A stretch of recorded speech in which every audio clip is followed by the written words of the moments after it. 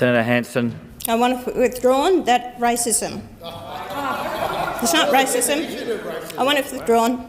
Senator Payman, I'll just rephrase that, please, and I'd ask you just to withdraw for the benefit of the chamber.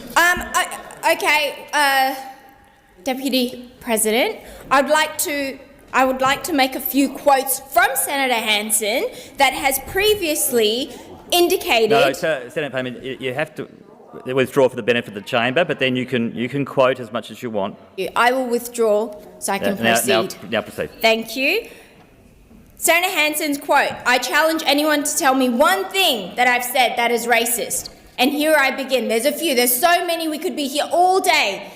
She has said, "I believe we're in danger of being swamped by Asians," in her first speech. In 1998 policy speech, she said Aboriginality would no longer exist under her party's policies. In another statement, she says, "We're bringing in people from South Africa at the moment. There's a huge amount coming into Australia who have disease. They've got AIDS. If that is not racist, what is it?" I've written to the Senator with regards to Senator Payman and her eligibility in this parliament. I have received a letter back from the President with regards to this, and I believe that this documentation should be tabled there for in Hansard for everyone to see and know what this correspondence is about. Later today, I am moving a notice motion for it to be put to the vote by the Parliament. That it must be referred to a committee as was set up. Under the situation, what happened with many senators in this place, regardless of what political party, their right under Section 44 to stand in this Parliament. So what is happening now is I see it is as a protection racket by the Greens to protect Senator Payman. That is not what this place is about. Why is someone being treated totally different than every other senator in this place? And these documents should be tabled so everyone can see what they state in them, and which I think is very important. Even for the people of Australia should know what is going on here. I don't know why this is actually happening, why the Greens are pulling this stunt again as a protection racket for Senator Payman. I know that she votes with them pretty much most of the time, but it shouldn't be a mate's call here, looking after your mates. This is what is relevant in this Parliament. That's why it was actually structured under the Constitution, Section 44 there. So they are obstructing justice, that this should be referred to a committee to be investigated if she is eligible to stand this place. Why? Why are the Greens doing this? Why are they denying this? There's no clear indication or reason for them to do it, just obstructing again for the sake of doing it. That's why they are absolute loose cannons in this place, what they support, what they don't support, and that's why I keep calling. The Greens must go. Senator Payman. Senator Hanson, why don't you just look at me when you're saying all these things through the chair?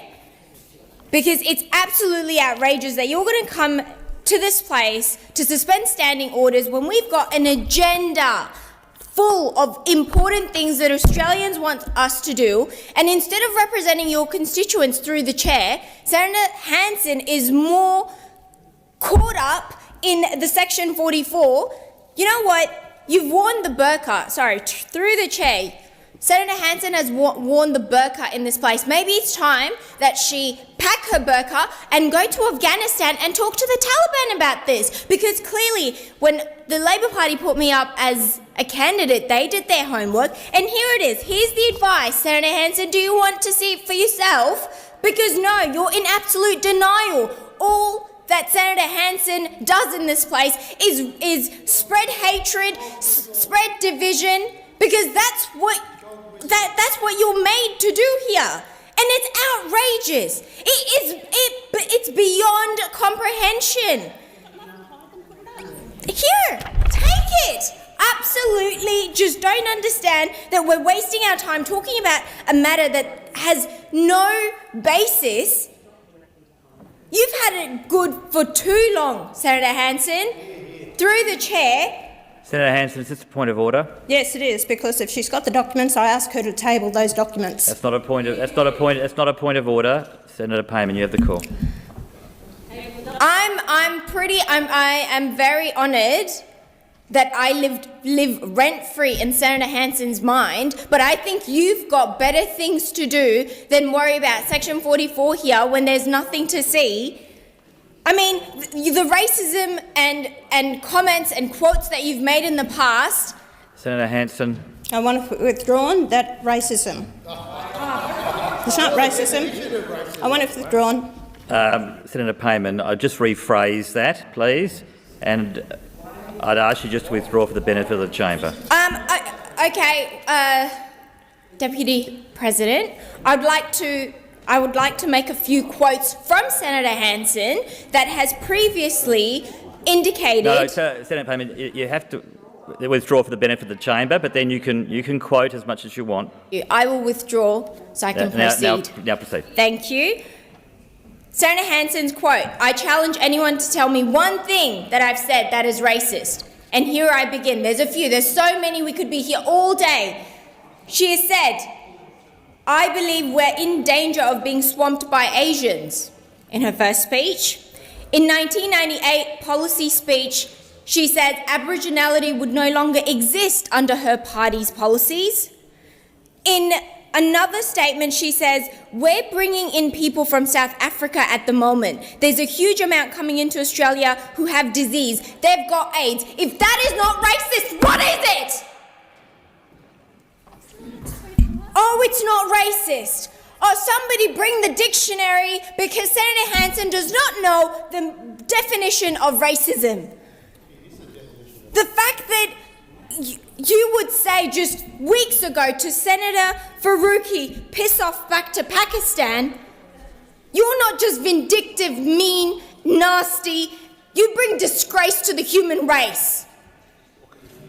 No dignity whatsoever as a senator in this prestigious place where we're supposed to bring unity, where we're supposed to have that freedom of expression, yes, but within boundaries and confinements of respect.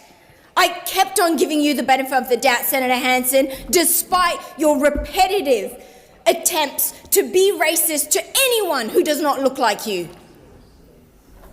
You are a convicted Senator Hanson, point of order. Convicted racist.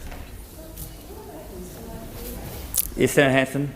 Yes, I do, and I want these comments about calling me racist You're a convicted withdrawn. racist. Senator Thorpe, please. This is not adding to the Senator Thorpe. This is not adding to the debate. Accusing someone of being a racist is in breach of the standing orders. Senator Payman can just withdraw that and continue with your remarks. Racist. For the benefit of the chamber. For the benefit of this chamber, I will withdraw. But you know what, Senator Hanson? How do you live with yourself, Senator Hanson, with so much violent hatred? How do you live through your days spreading hatred? How do you go to sleep? How do you look your neighbours in the eye knowing that you come to this place and spreading the vile hatred, the vile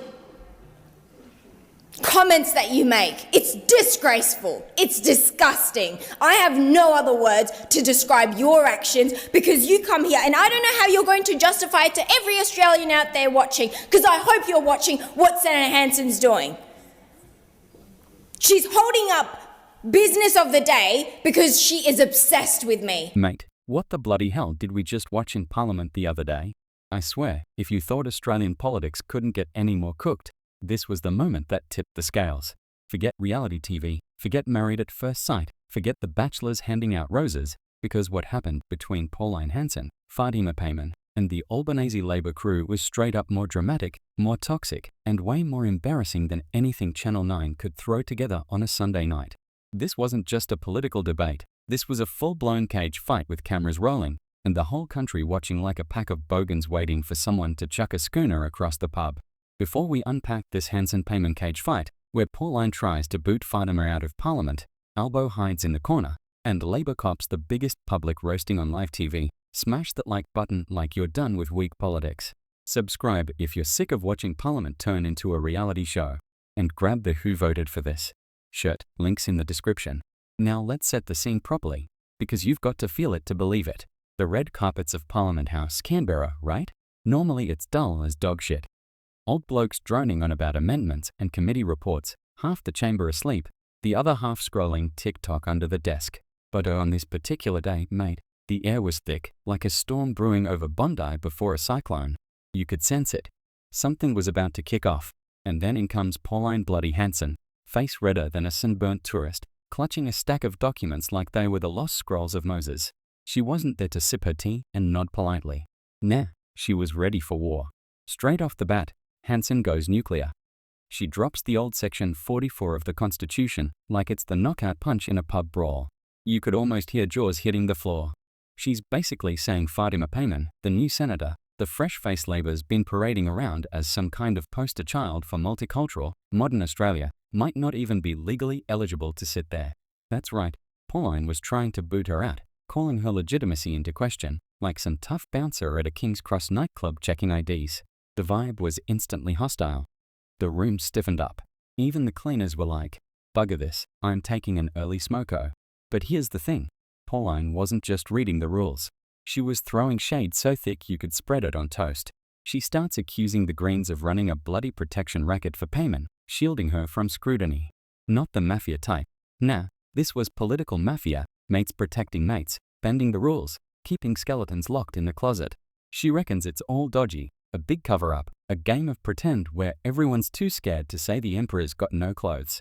The Greens were sitting there fuming, but Pauline just kept going, louder and louder, until you could feel every eyeball in the chamber either rolling or glaring at her.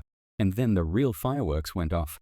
Fatima Payman, who up until then had been sitting calm, collected, probably thinking about what she was gonna have for dinner, suddenly snapped. She stood up like she was sick of copping it, fixed Pauline with that look, and went full throttle. And mate, she didn't hold back.